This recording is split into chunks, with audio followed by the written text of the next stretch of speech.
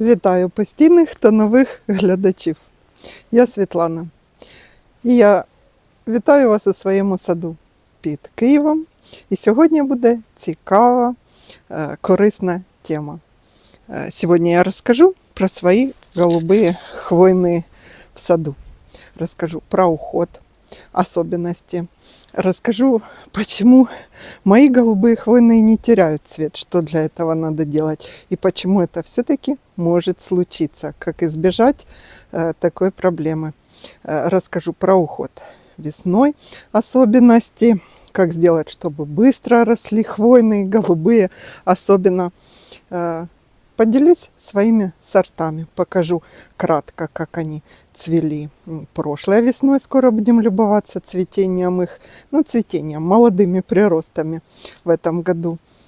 И расскажу про особенности каждого из моих голубых хвойных. Ели, пихты, кипарисовиков у меня много, шаровидных елей. Посмотрим. Идемте, будет интересно. Кто тут мне помогает? Адель. Идем, будем рассказывать. Мы сюда зашли.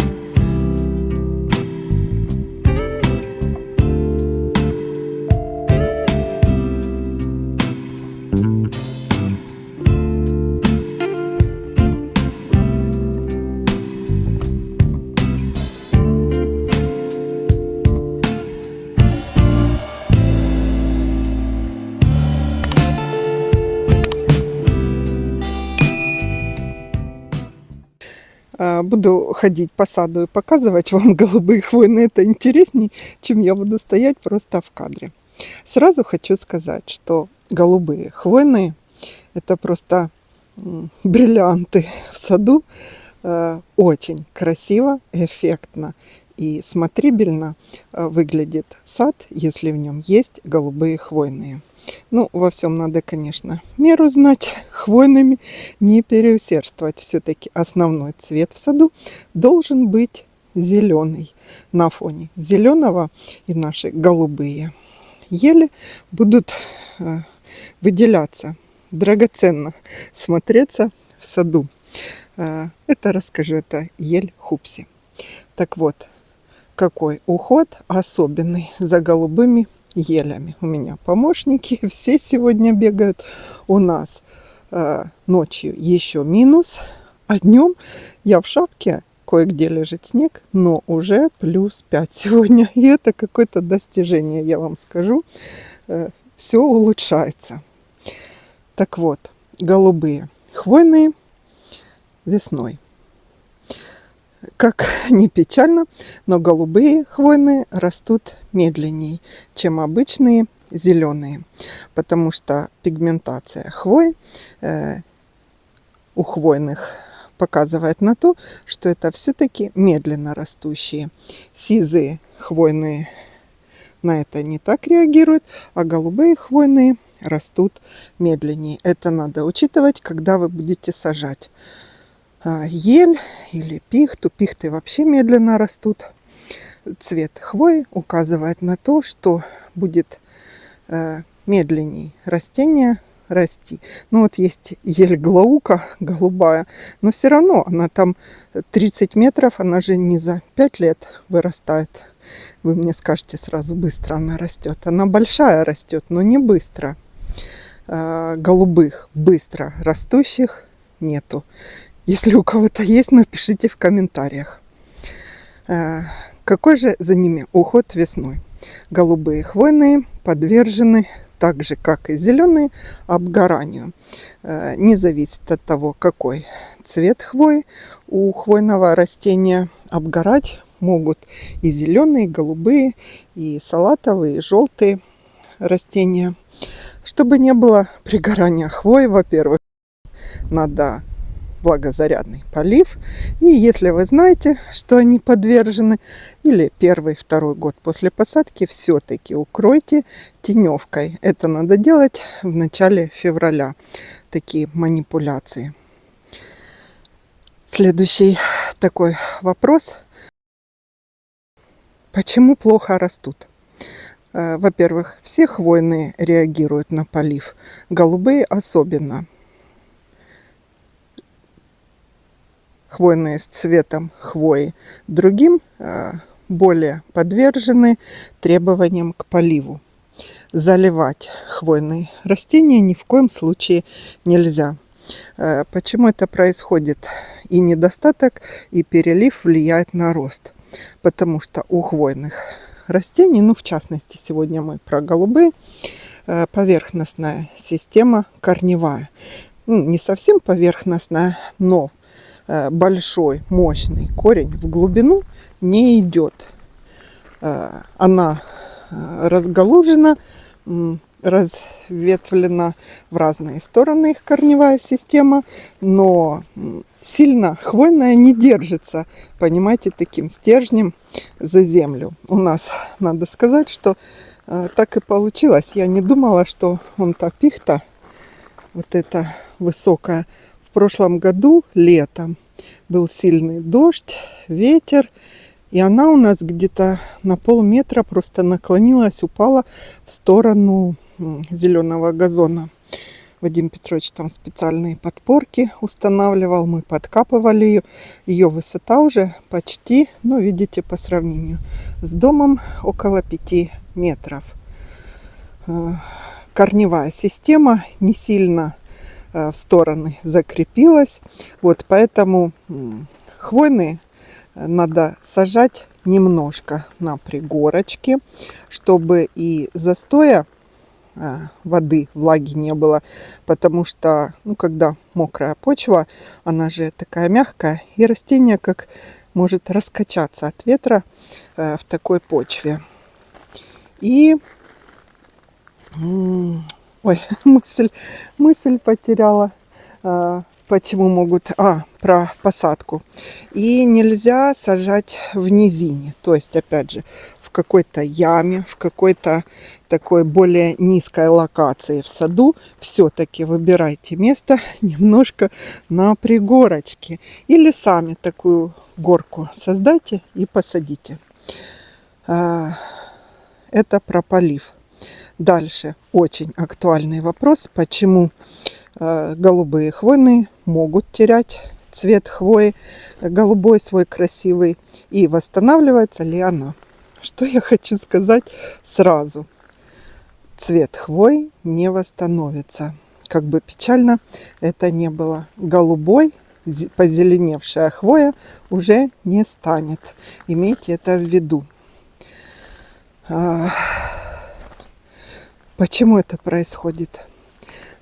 Во-первых, и это вы все знаете, у голубых хвойных, у меня маленькая голубая елочка, белобок, она даже не голубая, пока сизая, у нее белые приросты, покажу вам видео, прикреплю.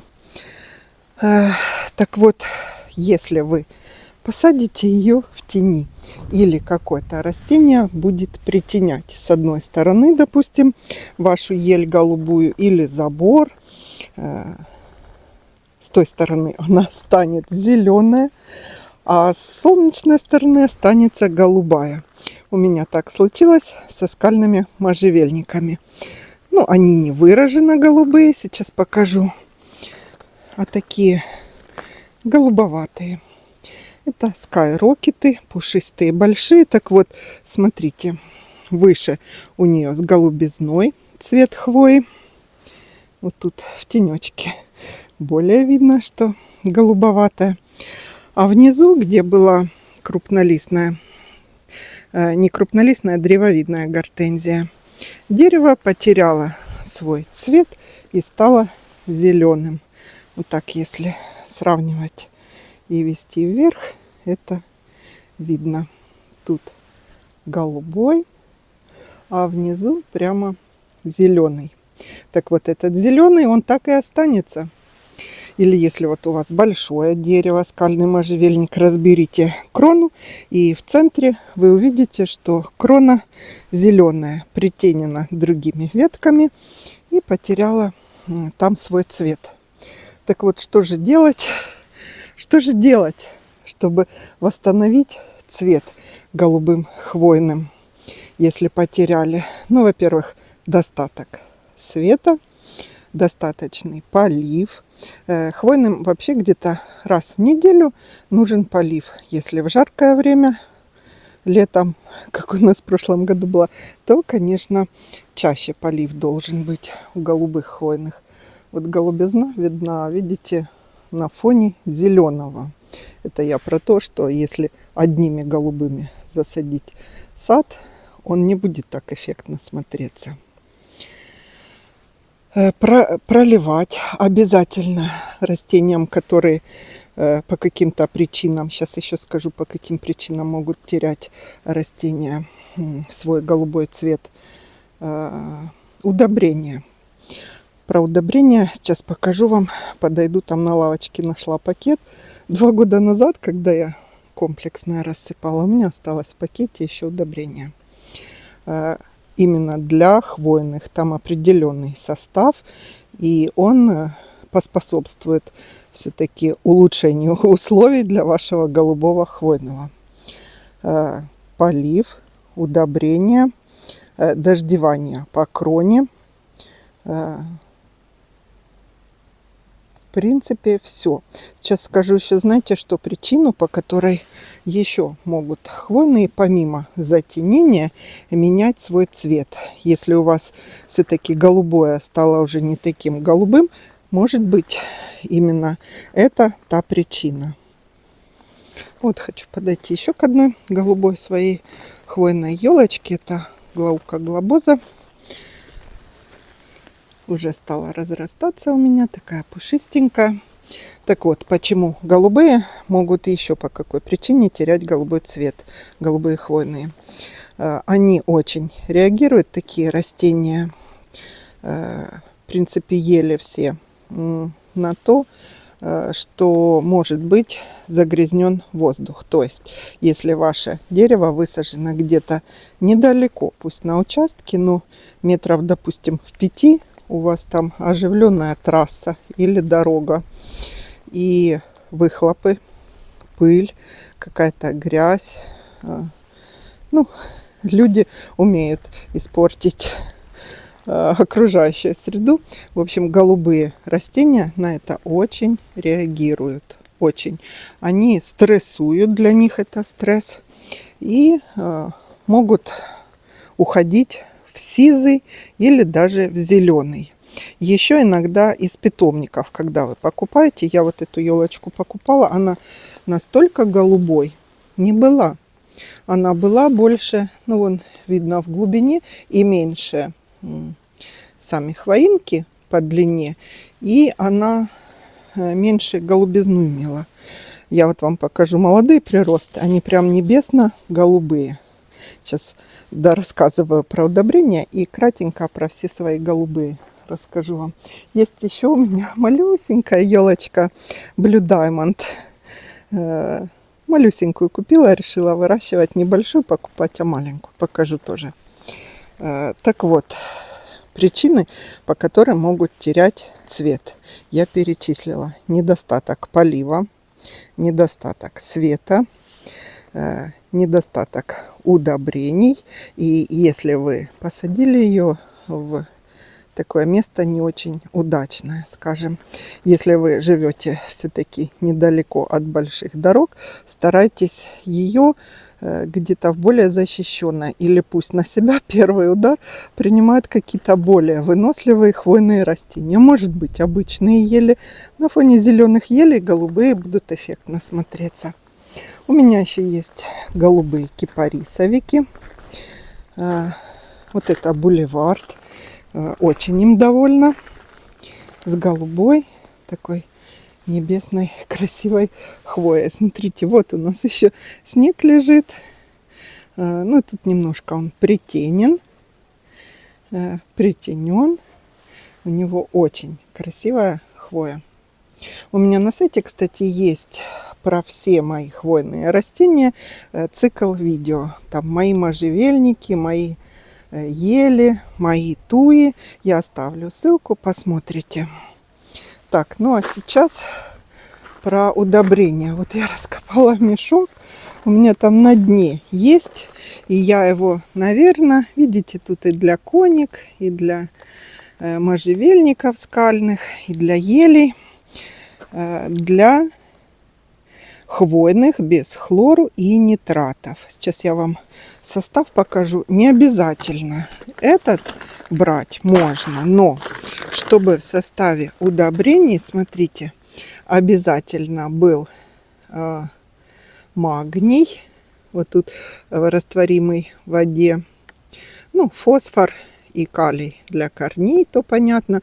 Вот, обязательно сера, бор, железо и цинк. Последние вот эти. Это просто обязательно. Хвойным надо. Они влияют на цвет хвой, вот особенно и на голубые наши, на блеск, на, ну, улучшают вообще именно цвет и блеск хвои. Дают именно то, что хвойным надо. Сера, железо, цинк, бор. Самые необходимые элементы для хвойных. Можно найти водорастворимое. Кстати, вот сейчас после таких холодных дней, как у нас случились после заморозков, я под часть хвойных, которые, на мой взгляд, нуждаются, рассыплю вот это удобрение все-таки. И еще пройду по кроне. Можно пролить мегафолом или радифармом. Это и тот препарат антистресс, но радифарм там идет для укрепления корневой системы, а мегафол просто общий антистресс с микроэлементами и аминокислотами. Так, что еще хотела вам рассказать. Сейчас, наверное, по каждому хвойному я вам, голубому своему, пройду и покажу, скажу свои впечатления. Это не обзор сортов, также про розы. Я когда рассказывала, почему вы не говорите, сколько солнце держит, как дождь, как цветет, потому что общий обзор и про каждую розу, про каждый сорт кратко не расскажешь. Это получится видео на многие часы. Отдельно надо сорт смотреть. И про розы. Вот я, когда сорт розы ищу, я просто смотрю видео в саду, у кого как она себя чувствует. И потом или читаю, или нахожу видео, где прямо кратко про этот сорт не рассказано. А он, ну, полностью раскрыта тема. Я про свои и розы, и хвойные стараюсь делать цикл видео. Ну, конечно же, не про все. Про все это будет, ну, постепенно буду делать, когда будет время. Так, ну а сейчас идемте про каждое хвойное кратенько покажу, расскажу. Первая елочка — это, конечно же, хупси. Хупси считается самой голубой елью, которая существует. У нее очень толстенькие, плотные иголочки. Видите, много молодых приростов. У хупси красивенные, просто красивенные розовые шишки. Потом они, конечно, превращаются в обычные шишки. Кстати, вот, смотрите, хвоя зеленая внутри, в глубине, а которые наружные веточки голубые. Вот еще забыла сказать, что если ваш хвойный друг бриллиант потерял голубой оттенок, сильно не расстраивайтесь. Если вы примете меры или отсадите вокруг растущие мешающие растения, или, ну, нежелательно, но может быть, пересадите на более удачное место, цвет хвои восстановится. Молодые приросты будут голубые. Зелеными останутся только те, которые внутри, как вот тут. Так вот, про хупси. Растет средне быстро. Эту елочку я покупала 80 сантиметров, даже меньше, 60, по-моему. Вот это она у меня в саду 4-й сезон. 3 полных сезона, и вот начался 4-й. Выросла, видите, она выше меня, около 1,90 м. Средне быстро.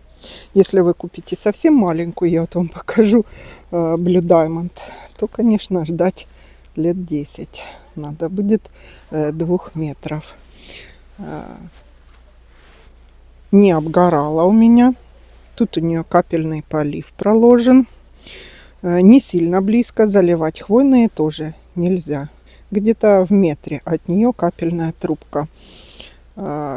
Ее надо формировать, потому что могут отдельные ветки, вот, допустим, это, видите, выбивается.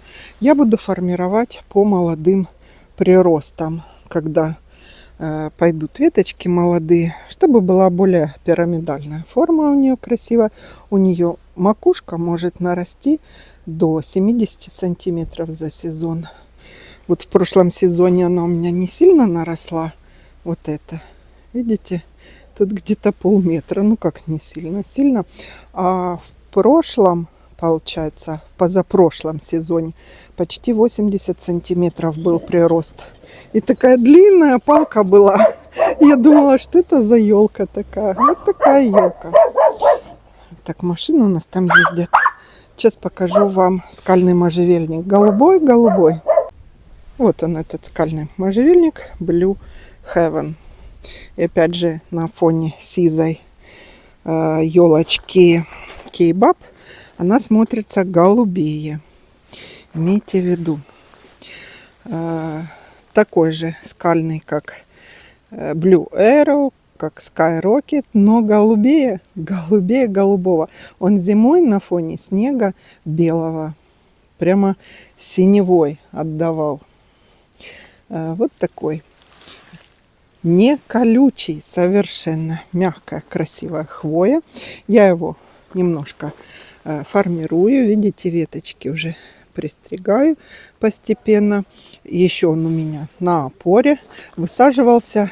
Высота вот ниже вот этой розовой веревочки. Такой был сантиметров 25. Я видео вам показывала, кто со мной уже раньше видели. Сейчас он мне уже достает до груди.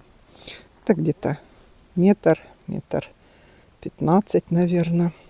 Думала, будет медленнее расти. Он такой чахленький был. Какой-то одна тонюсенькая веточка. Ну вот он растет еще с опорой, чтобы его не вывалило, не вырвало. Очень нравится можжевельник Blue Heaven. Рекомендую посадить. И он такой, когда его гладишь, мягкий, очень приятный. Ну и вот моя малюсенькая. Мне почему-то, знаете, захотелось сажать сейчас маленькие растения. И как-то их, как деток, выращивать, воспитывать. Свою белобок привязала тоже к палочке. Вывела ей вершину, потому что смотрела, что вообще это такие подушковидные формы.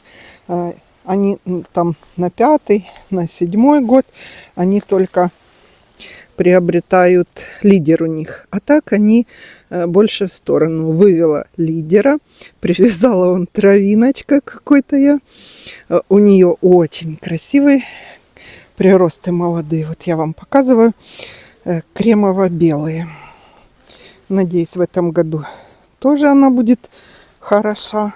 И мы ей полюбуемся. Место солнечное, видите, в то же время защищенное моими пирамидалисами. Эта елка будет не 10 метров, метра 3 читала. До 2 посмотрим. И опять же, любое хвойное можно формировать обрезкой. Может быть, я вам когда-то покажу, когда мне надо будет вершину не увеличивать, как у инверсы. У инверсы я поднимаю вот эту вершину. Показывала вам. Вон палка привязана. А надо будет уменьшать. Вот палка. Поднимаю. Еще, наверное, год или 2. Эта палка будет, только надо послаблять вот эти подвязки эластичные, резиновые. Ну, а мы подошли к кипарисовику моему Пельс Блю. Форма интересная, красивая. И опять же хочу сказать, я думала, все, почему он медленнее растет, чем пирамидалисы, чем ивоны, чем другие растения. Так, у нас группа поддержки там свои игры играет. Голубые растут медленнее. Имейте в виду. Его надо формировать, чтобы не разваливались. Я про пельцблю сейчас. Чтобы не разваливались у него отдельно такие ветви от ствола. Тут у меня идет один ствол. Вот он. Но он достаточно разветвленный. Вот один ствол. Немножко его с этой стороны, конечно, инверса притеняет. Но он, смотрите, такой как-то более узкий. В ширину не идет. Ну и рыхлый, он не сильно плотный такой. Пельцблю. Зимой, когда холодно, мороз, у него такие сизо-фиолетовые, даже я бы сказала, оттенки хвои возникают. Это идет самый голубой кипарисовик. Ну, я бы не согласилась, у меня сильно голубой бульвар тоже, но там другая структура хвои.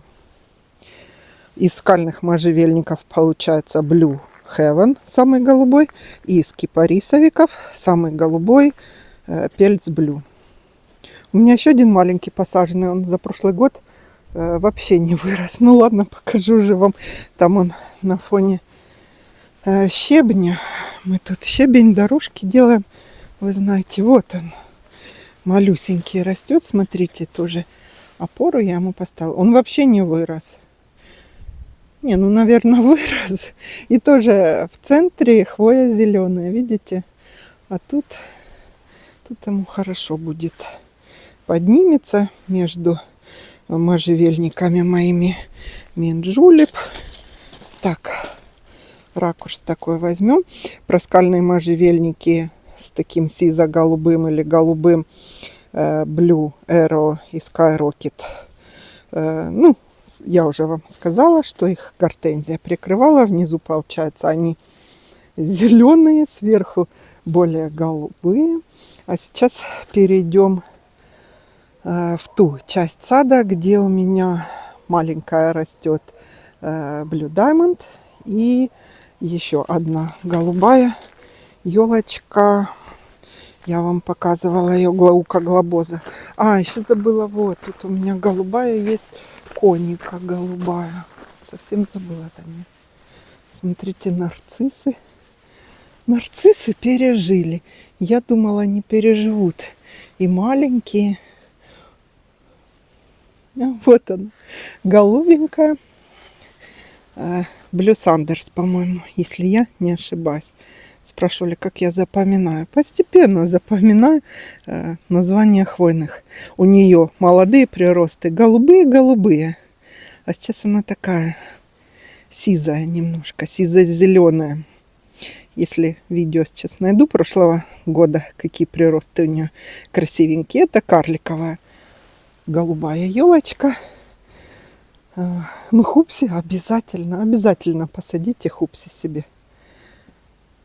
Еще пока будем идти, сейчас я вам хочу сказать, что выбирайте немного маленьких, а купите 2-3 хотя бы метровых голубых. Ели, пихты. Но у меня пихта-то не голубая, она зеленая. Голубых пихт у меня там одна есть, но как-то она плохо растет у меня. Я вам показывать ее даже не буду. 2, 3, ну 4 хороших, таких дорогих, богатых, да, дорого-богато хвойных. И именно они будут как бриллианты в вашем саду. Что я могу сказать про свою Glauca глобозу? Довольно. Растет она, опять же, медленно, но она пушистенькая стала. Ее я покупала с комом земли. Первый год никакого движения намечено не было. У этой голубой ели с возрастом может выбиться лидер, и она будет такая широкая пирамида, коротенькая. Если вы этого хотите, оставляйте ее, природный рост. Если вам надо подушковидная, убирайте вот такие вверх растущие вот эти побеги. Этот, и она у вас будет только в стороны. Еще за нее хочу сказать, что именно эту ель чаще всего на штамп прививают. Но мне штамбы хвойных не нравятся от слова совсем. Это как-то неестественно, на мой взгляд, смотрится, хвойные растения на палочке. За исключением вот этой лиственницы, то я ее стала в плакучей форме формировать как такой изгородью. Вот это у меня Стив Випер, единственная хвойная, покупалась, которая на штамбе. Так, мы сейчас не про Стив Випер. Вот она какая, вот у нее ее нога, а вот это ее веточка. По толщине одинаковые стали. Снег лежит еще под глаукоглобозой. Этим сортом довольна. Обработки от клещей, от вредителей. И вот в конце апреля, у нас апрель такой холодный, все пройду плантафолом 20-20-21 раз. Я вам рассказывала уже. Так, про вот эту сизо-голубую пихту испанскую Келерис рассказывать пока ничего не буду, потому что не знаю, как она, что она. Посмотрим ее молодые приросты, какого она цвета будет. И тогда я вам уже что-то про нее расскажу более понятное. А сейчас пойдем голубую маленькую елочку покажу. Мия, что вы делаете? Потеплело. Прямо я вот в шапке, и уже можно шапку, наверное, снимать. Так, вот эти опоры, я вам рассказывала, это Aurea spicata. У нее желтые приросты, лимонные, красивые. Вот к этой мы ставили, вот она, эта опора. Зашла на эту площадочку я. Вот такая она огромная и наклонилась. Представляете, кстати, отличная пихта. Просто отличная. Мягкая хвоя у нее такая. И она узкой формой такой растет, видите? Так, мы сегодня про голубые. Вот она моя прямо крошечная голубая Blue Diamond. Она у меня вот такая и покупалась. Никакого еще прироста у нее я не заметила. Будем в этом году первый раз наблюдать. Замульчирована, посажена. Видите, капельная трубка. Посмотрим, как много она нарастет в этом году. Какая будет голубая, но цвет мне нравится. Прямо голубой. Blue Diamond, малышка. Ставлю эксперименты. Маленькие хвойные покупаю. Завтра уже буду открывать и пионы, и гортензии. Так, что хотела я вам сказать по итогу. У меня как бы все по моим голубым хвойным ирисы. Тут уже вовсю положили плиточку, чтобы можно было быстро сюда переходить. Хочу сказать, что я по итогу. Хвойные голубые просто должны быть в саду. Хоть одно дерево. Если одно у вас позволяет место и возможности, купите хупси. Хупси просто мне очень нравится. Не знаю, из всех голубых моих, пока мне хупси нравится больше всего. Если из кипарисовиков, мне и Бульвард нравится, и Пельц Блю. Тут смотрите сами, просто Бульвард, как бы много на него жалоб, что плохо растет. Смотрите, розы, как я вам и обещала, все отлично. С розами будет все отлично, несмотря на такие морозы. До минус 5-6 у нас было 2 ночи. Так, из карликовых купите голубую какую-нибудь конику. Она такая миниатюрная, хорошенькая. Головку глобоза купите. Нравится. Ну вот, в принципе, и все, минимум, который можно в сад голубых, я вам сказала. Делитесь, какие хвойные голубые у вас есть, и они вам очень нравятся. Интересно, может быть, я что-то пропустила? Ну что, все, до встречи.